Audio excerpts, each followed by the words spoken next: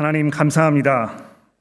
이렇게 아름다운 날을 저에게 허락해 주셔서 교회로 모이게 하시고 또 하나님의 말씀을 듣는 귀한 시간을 주셨으니 이 시간을 통해서 하늘로부터 내리는 귀한 은혜가 우리 모두에게 있도록 은혜의 은혜를 베풀어 주옵소서. 예수 그리스도의 이름으로 간절히 기도합니다. 아멘. 가장 좋아하시는 성경 구절이 있으십니까?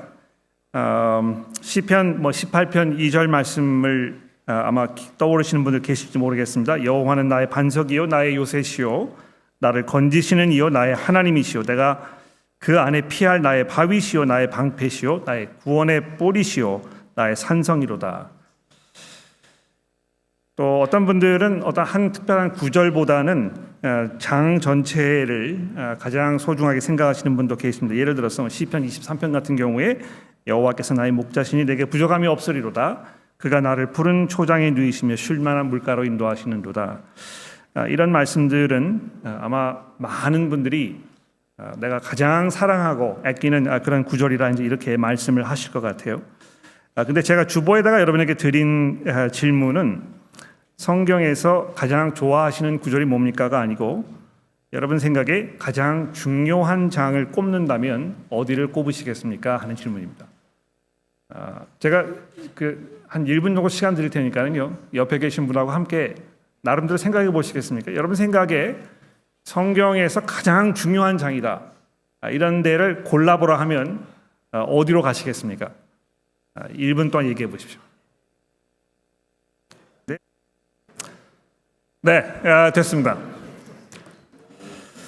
아마 뭐가 중요한가 이거를 먼저 정리를 해야 어떤 게 이제 중요한 구절인지 판단할 수 있을 거라고 많이 말씀하셨지 않을까 생각이 되는데요. 성경에서 가장 중요한 부분이 있다 이렇게 이야기하는 것이 맞는 말인지는 잘 모르겠습니다.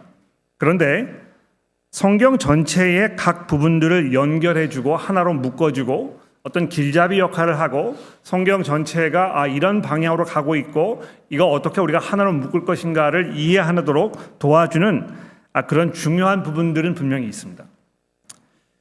올 초에 이 성경 파노라마 세미나를 하면서도 제가 몇 번을 말씀드렸습니다만 하나님께서 세상을 축복하시기 위하여 아브라함을 부르시면서 그에게 복의 근원이 되도록 해주겠다 이렇게 약속하셨던 창세기 12장 1절과 3절에 있는 그 말씀, 또는 다윗 왕을 부르셔서 그에게 내 후손 중에 영원한 왕국을 다스릴 왕이 일어날 것이며 그가 다스리는 그 나라가 영원하게 될 것이다 이렇게 약속하셨던 사무엘하 7장에 있는 그 말씀, 이런 말씀들은 성경에 있는 모든 부분들을 하나로 묶어주는 아주 중요한 역할을 하는 그런 구절이라고 얘기할 수 있습니다. 그런 면에서 오늘 우리가 보게 되는 이 다니엘서 7장은 제 생각에는 아마 구약 성경에서도 가장 정점에 도달하는 그런 장이 아닌가 생각이 듭니다.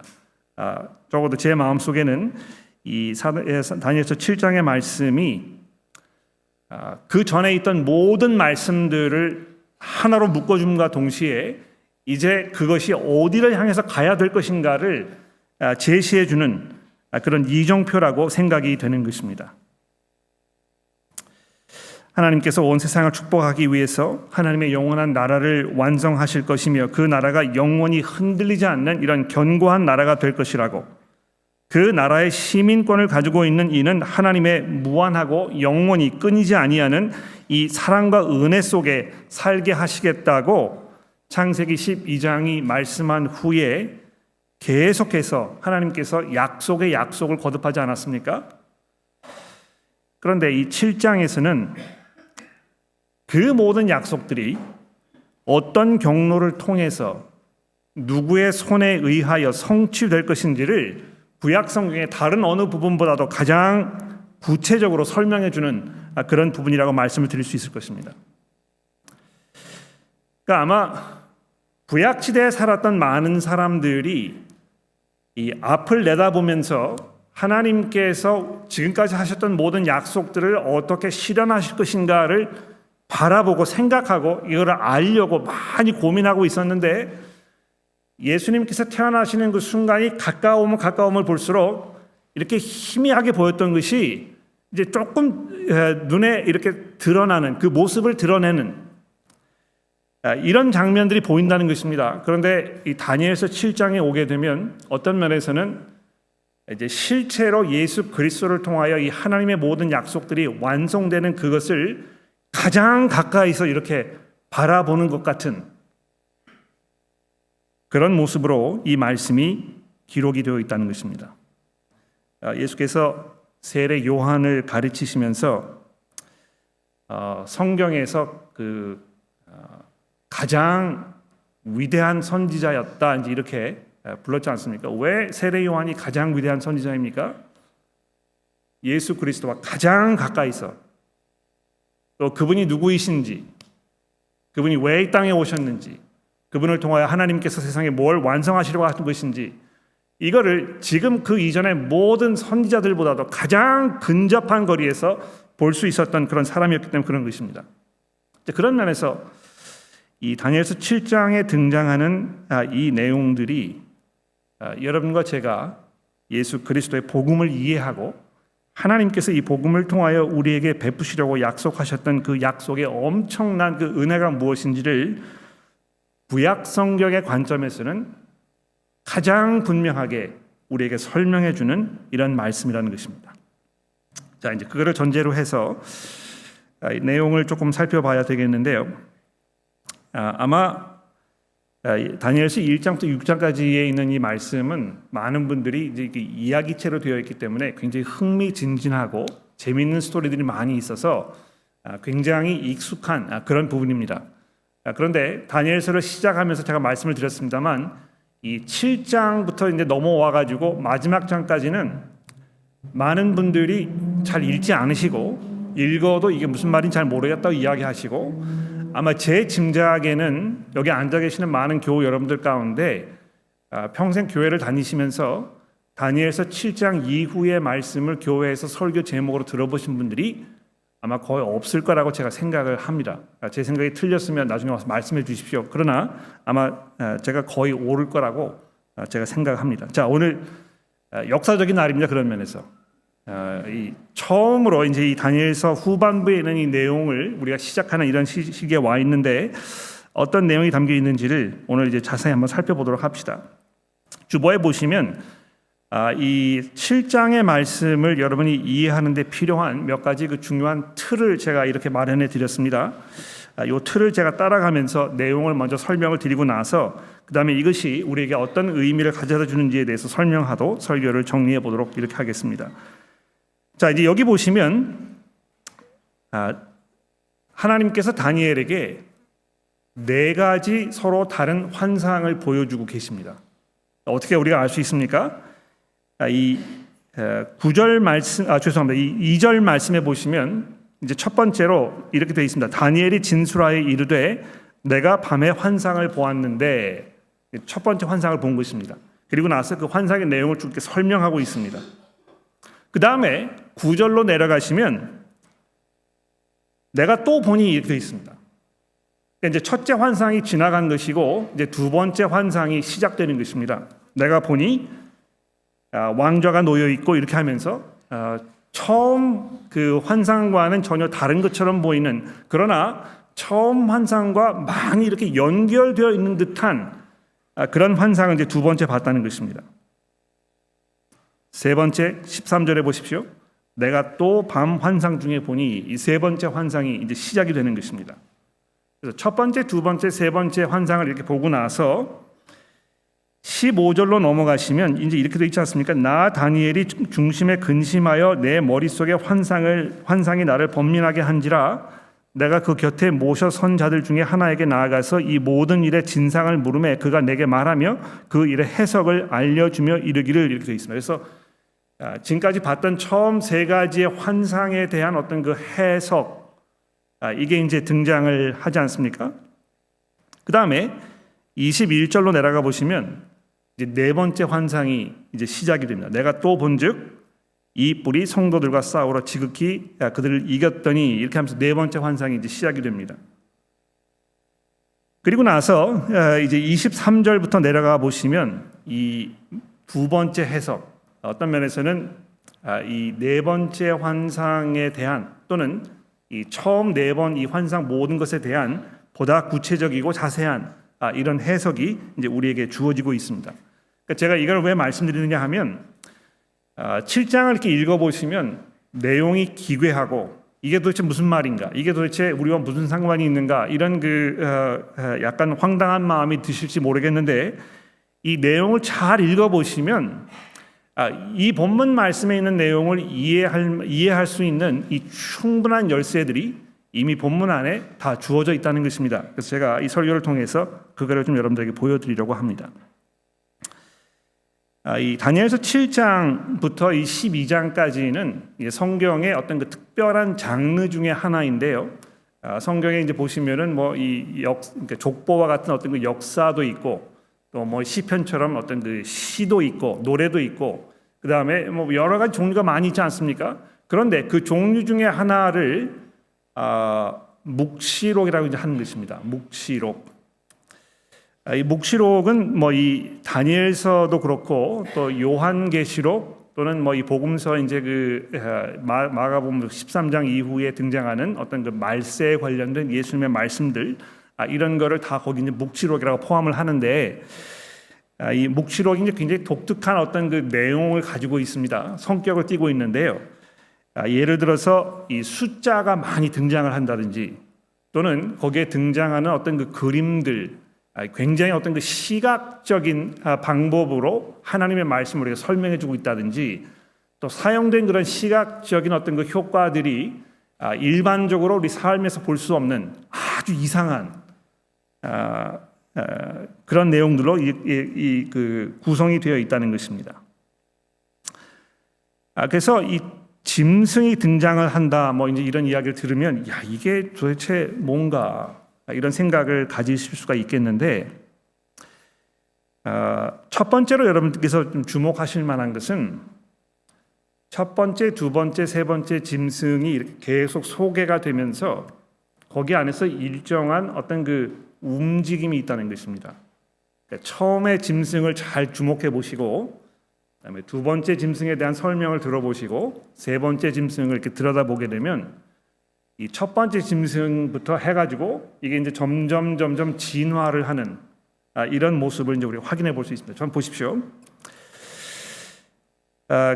큰 짐승 넷이 바다에서 나왔는데 3절입니다. 그 모양이 각각 다르더라. 첫째는 사자와 같은데 독수리의 날개가 있더니 이렇게 되어 있습니다.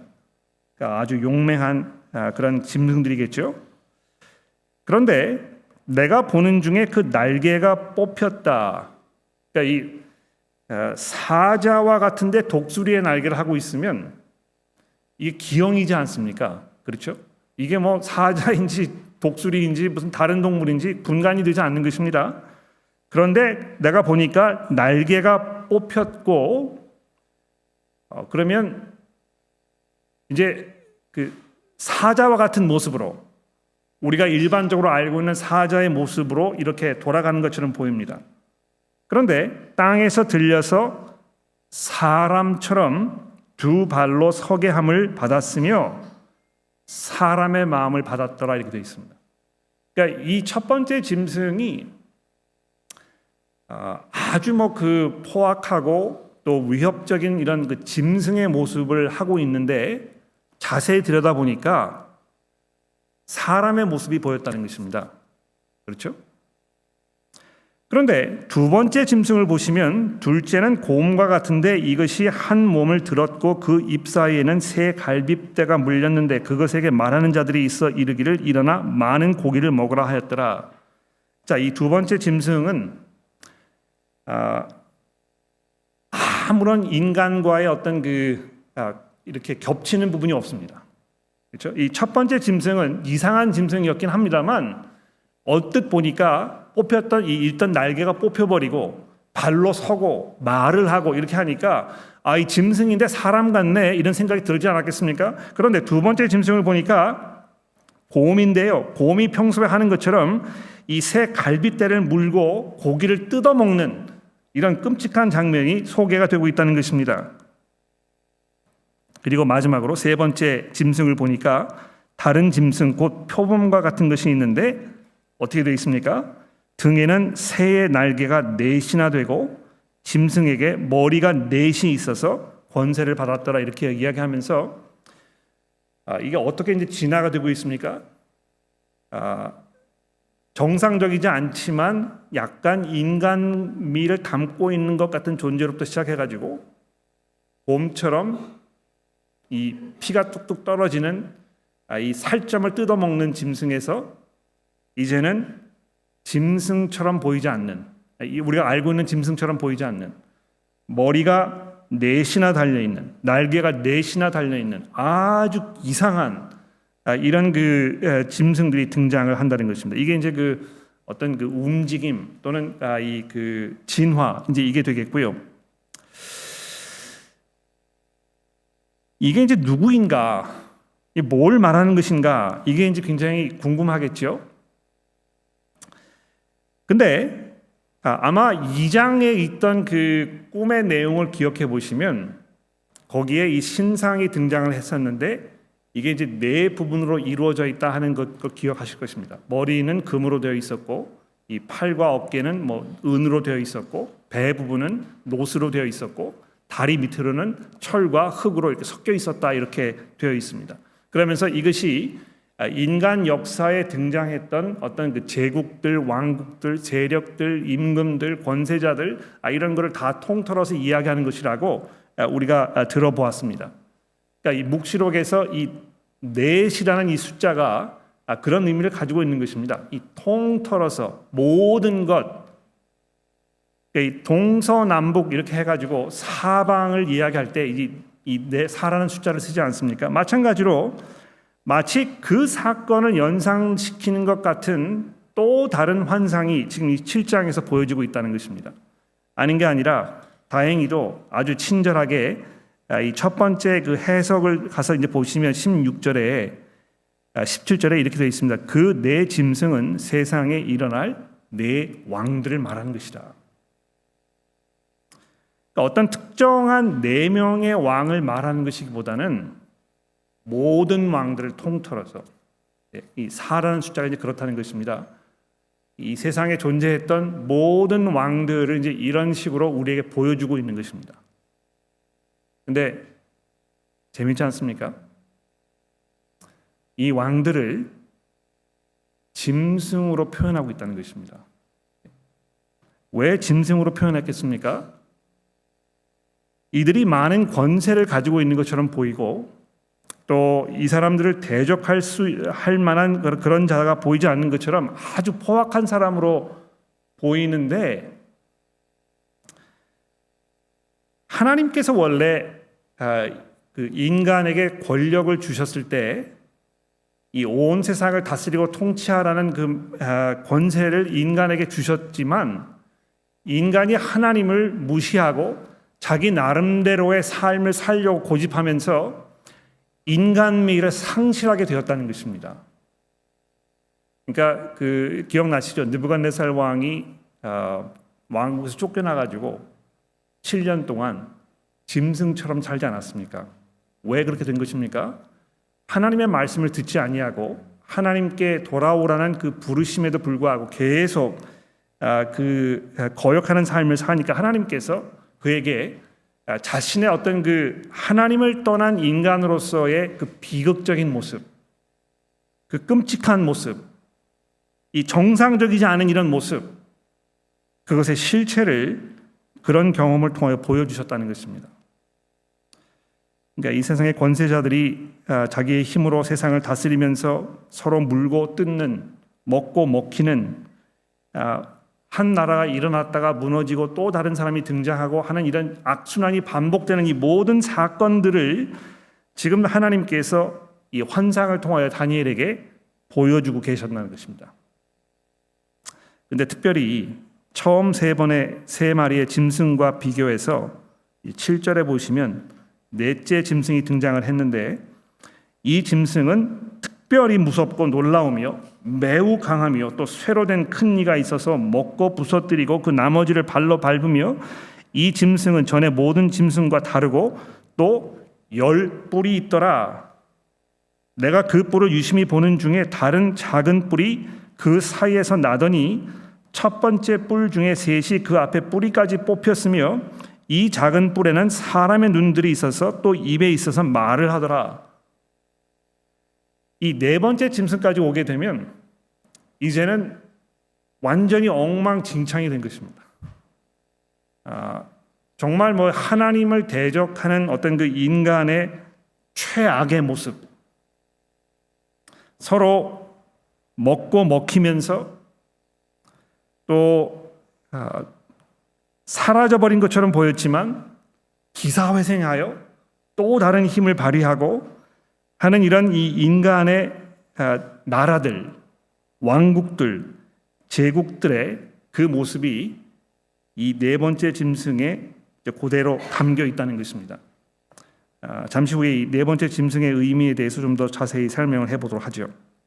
자, 이게 이제 첫 번째 환상입니다.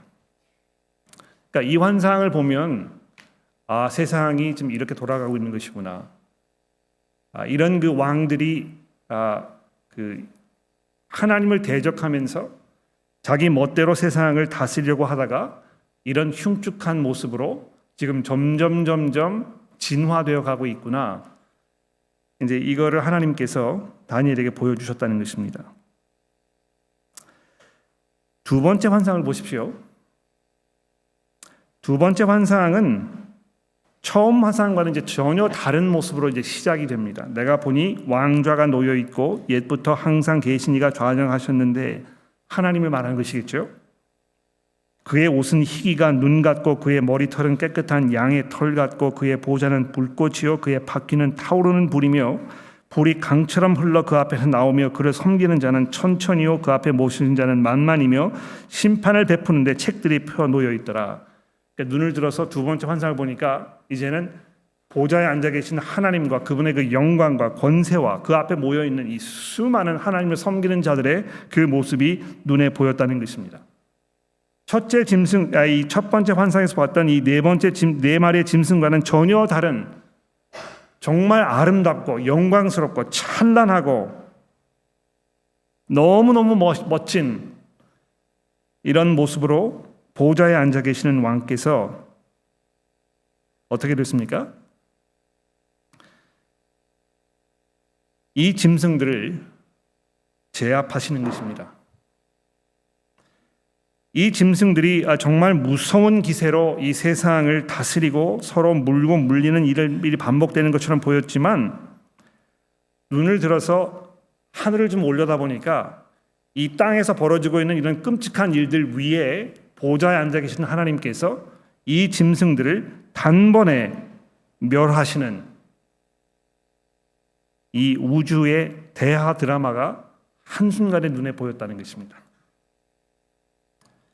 이 보십시오. 11절에 보시면 내가 작은 뿔이 말하는 큰 목소리로 말미암아 주목하여 보는 사이에 짐승이 죽임을 당하더라. 이 네 번째 이 흉측하고 끔찍해서 정말 공포의 그 대상이었던 이 짐승이 힘도 쓰지 못하고 죽임을 당하고 그의 시체가 상한 바 되어 타오르는 불에 던져졌으며 처음 나머지 세 짐승들 이 짐승들은 그의 권세를 빼앗겼으나 그 생명은 보존되어 정한 시기까지 이르게 기다리게 되었더라. 그러니까 꽁꽁 묶여가지고 옴짝달싹하지 못하는 이런 초라한 모습으로 이 세 마리의 짐승이 전락했다는 것입니다.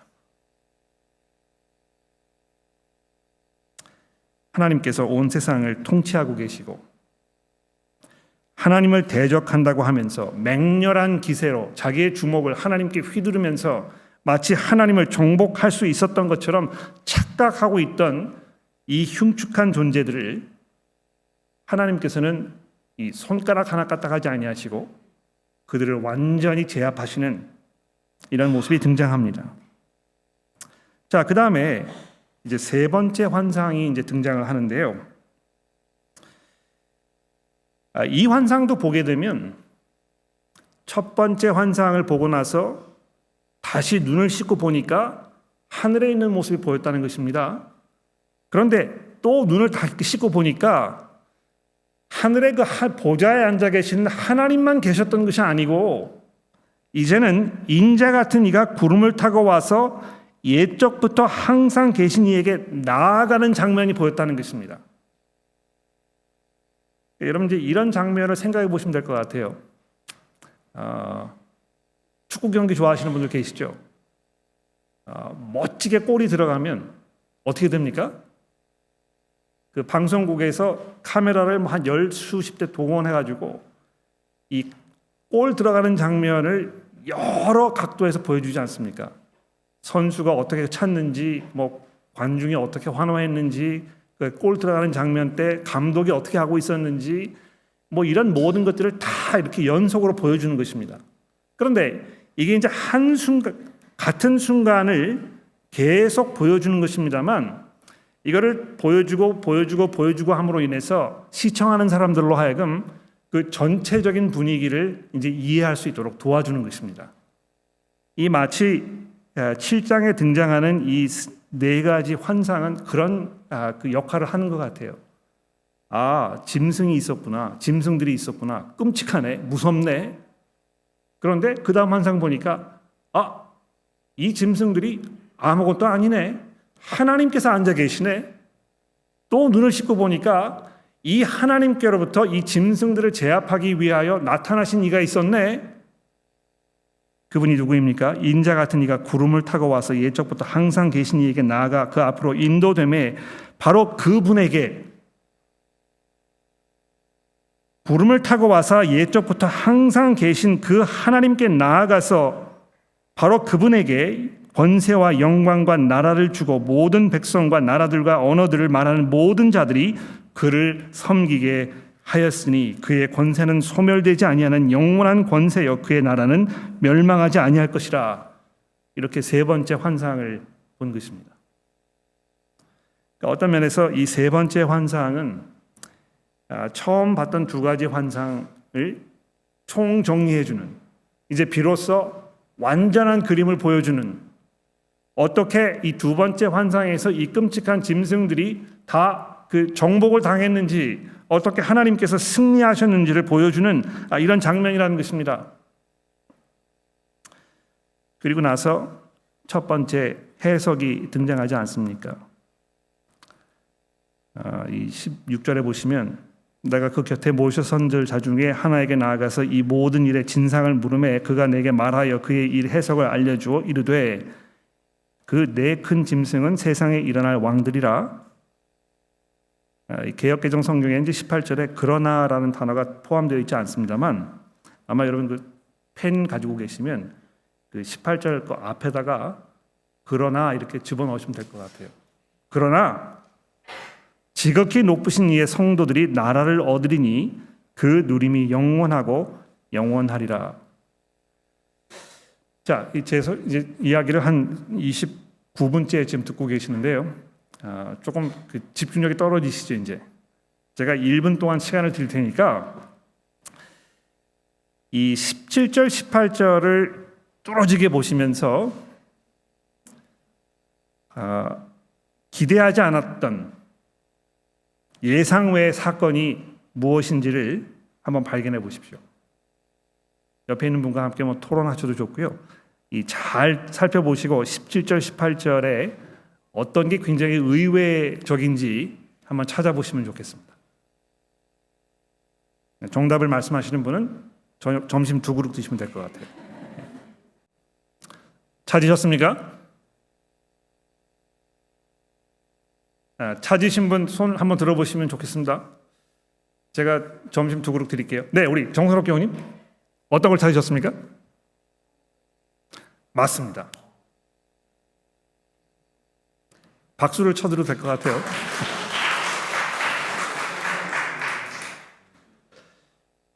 여기 보시면 네 큰 짐승들이 세상에 일어날 왕들이라. 이 왕들이 자기 멋대로 세상에서 끔찍한 모습으로 이 세상을 망가뜨리는 이런 일이 벌어질 것이지만, 그러나 우리 기대에는 하나님께서 그 나라를 다스리시고 통치하실 것이다. 아마 이렇게 이야기했으면 금방 이해가 됐을 것입니다. 왜냐하면 두 번째, 세 번째에서 바로 그 장면을 설명하고 있었거든요. 어떻게 하나님께서 이 네 마리 짐승들을 무장해제시키시는지. 그런데 첫 번째 해석에 등장하는 이 사람의 설명은 뭐냐 하면 내 짐승들이 일어날 것이지만 그러나 지극히 높은 이의 성도들이 나라를 얻을 것이다. 그리고 그 성도들의 누림이 영원하고 영원할 것이다. 그러면 이 인자와 같은 이는 그럼 어디로 가신 건가? 왜 이분은 등장하지 아니하고 이분에 대한 언급은 없는 것인가? 이제 이런 질문이 떠오르지 않겠습니까? 그래서 19절에 이렇게 얘기합니다. 19절에 보시면 이에 내가 넷째 짐승에 관하여 확실히 알고자 하였으나 그것이 짐승과 달라서 심히 무섭더라. 이는 쇠요 발톱은 노신이 먹고 부서뜨리며 나머지는 발로 밟았으며 또 그것의 머리에는 10뿔이 있어서 그 외에 다른 뿔에 나오며 세 뿔이 그 앞에서 빠졌으며 그 눈에는 뿔에는 눈도 있고 말을 하는 입도 있고 그 모양이 동류보다 커 보이더라. 이렇게 얘기하고 난 후에 이제 네 번째 환상이 등장합니다. 내가 본즉 이 뿔이 성도들과 싸워 그들을 이겼더니 옛적부터 항상 계신 이가 와서 지극히 높으신 이의 성도들을 위하여 원한을 풀어주셨고 때가 이름에 성도들이 나라를 얻었더라. 이것이구나. 이 모든 군왕들이 서로 협력하여 물론 서로 물고 뜯는 관계 속에서 원수처럼 지내지만 이들이 합심하여 하나님의 백성들을 핍박하고 하나님의 백성들을 못살게 굴고 정말 곤경에 빠뜨리는 이런 일이 반복될 것이지만 하나님께서 옛적부터 항상 계신 이가 와서 마치 인자가 구름을 타고 하나님의 그 보좌 앞에 나아가시는 이런 장면을 연상하는 것 같은 표현으로 되어 있습니다. 옛적부터 항상 계신 이가 와서 지극히 높으신 이의 성도들을 위하여 원한을 풀어주신다 이렇게 되어 있습니다. 사랑하는 성도 여러분, 이 7장에 있는 이 말씀은 뭘 말하는 것입니까? 하나님께서는 하나님의 그 영원하신 나라를 완성하시기 위하여 오래전부터 인간에게 아주 특별한 역할을 주셨었습니다. 에덴 동산을 창조하시고 거기에다 인간을 두시면서 인간에게 이렇게 말씀하지 않으셨습니까? 생육하고 번성하며 땅을 정복하라. 땅에 있는 것과 땅 아래에 있는 것과 땅 하늘에 있는 모든 것들을 너희가 다스리고 마치 하나님께서 부여하신 권세를 받아가지고 이 온 세상을 하나님 대신 통치하는 것과 같은 그 임무를 인간에게 맡기셨다는 것입니다. 그런데 인간이 그 임무를 잘 감당하지 못했죠. 하나님을 대적하고 하나님을 의심하고 자기의 방법대로 이 세상을 살려고 하다가 에덴 동산에서 쫓겨난 것입니다. 쫓겨난 인간의 모습은 비참하기 그지 없었습니다. 살면 살수록 점점 인간미를 상실하면서 흉측한 모습으로 인간들이 변화되어 갔다는 것입니다. 하나님의 진노의 대상이 된 것입니다.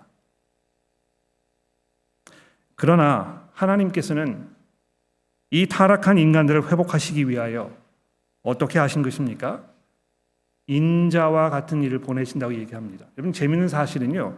이 인자라는 이 말은 이제 영어로 Son of Man 이렇게 되어 있지 않습니까? 사람의 아들이란 말입니다.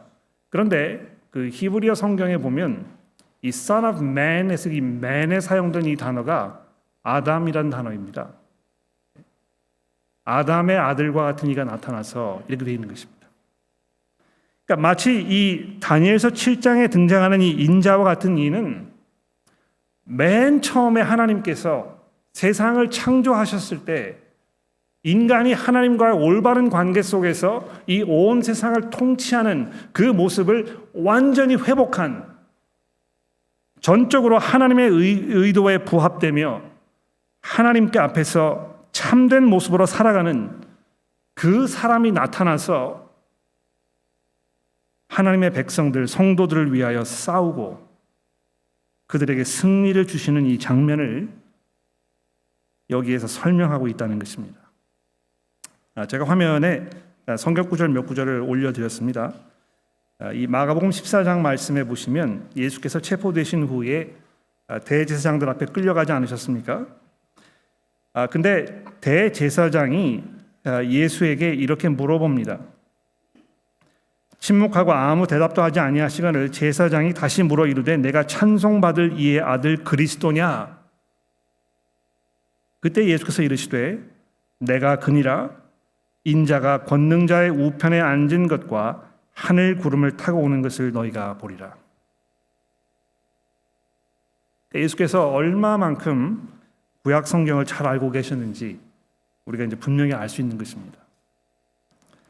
겟세마네 동산에서 피땀을 흘리며 하나님께 기도하고 계셨을 때 어쩌면 다니엘서 7장의 그 내용을 묵상하고 계셨는지도 모르겠습니다.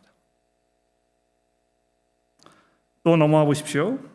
사도행전 넘어와 보시면 사도행전에 이런 말씀이 있습니다. 사도행전 1장 9절입니다. 이 말씀을 마치고 그들이 보는데 올려져 가시니 구름이 그를 가려 보이지 않게 하더라. 올라가실 때 제자들이 자세히 하늘을 쳐다보고 있는데 흰 옷 입은 두 사람이 그 곁에 서서 이르되 갈릴리 사람들아 어찌하여 서서 하늘을 쳐다보느냐? 너희 가운데로 올려가신 이 예수는 하늘로 가심을 본 그대로 오실 것이다. 마치 구름을 타고 오시는, 구름 가운데 계시는 그분께서 모든 능력과 권세로 이 온 세상을 통치하시는 그 모습으로 등장하실 것이라는 것입니다. 마지막으로 요한계시록 14장 14절의 말씀을 보십시오. 내가 또 보니 흰 구름이 있고 구름 위에 인자와 같은 이가 앉으셨는데 그 머리에는 금 면류관이 있고 그 손에는 예리한 낫을 가졌더라. 또 다른 천사가 성전으로부터 나와서 구름 위에 앉은 이를 향하여 큰 음성으로 외쳐 이르되 당신의 낫을 휘둘러 거두소서. 땅의 곡식이 다 익어 거둘 때가 이르렀습니다 하니 구름 위에 앉으신 이가 낫을 땅에 휘두르매 땅의 곡식들이 거두어지니라. 이 인자와 같으신 이가 누구입니까? 구름을 타고 하나님의 보좌 앞으로 인도되셨던 이분이 누구이십니까? 이 구름을 타고 세상에 나타나셔서 온 세상을 다스리며 통치하실 모든 권세와 능력과 영광을 한 몸에 누리시는 이분이 누구이십니까? 여러분과 제가 우리의 주로 고백하는 주 예수 그리스도 그분이시라는 것입니다. 우리가 그분 안에 있을 때 비록 이 땅에서 우리가 핍박을 받고 어려움을 당하고 고난 속에서 눈물을 흘리면서 인내의 삶을 살아가야 하는 것이 분명합니다만 다니엘서 7장은 우리에게 분명히 약속해 줍니다. 지극히 높으신 이의 이 성도들, 여러분과 저를 말하는 것입니다. 지극히 높으신 이의 성도들을 위하여 하나님께서는 한 분을 예비해 놓으시고 그분의 죽으심과 부활하심을 통하여 여러분들의 모든 원한을 풀어주시며 그분을 통해서 여러분과 제가 하나님의 나라를 이어받도록 하셨다는 것입니다. 여러분, 이것이 얼마나 놀라운 축복이며 또 은혜입니까? 혹시 여러분들이 염려 가운데, 근심 가운데, 걱정 가운데, 불안함으로 살고 계십니까? 삶이 혼란스러우십니까? 삶의 모든 짐들이 너무 어렵고 견디기 감당하기 어려운 그런 짐으로 여러분의 삶 속에 엄습해오고 계십니까? 눈을 들어 하늘 보좌에 앉으신 그 하나님과 그분으로부터 모든 권세와 영광을 받으셔서 세상을 통치하고 계시는 주 예수 그리스도의 영광을 바라보십시오. 그분 안에 여러분과 제가 이 하나님의 나라를 상속받을 그 날이 멀지 않았다는 사실을 기억하시기 바랍니다. 기도하겠습니다.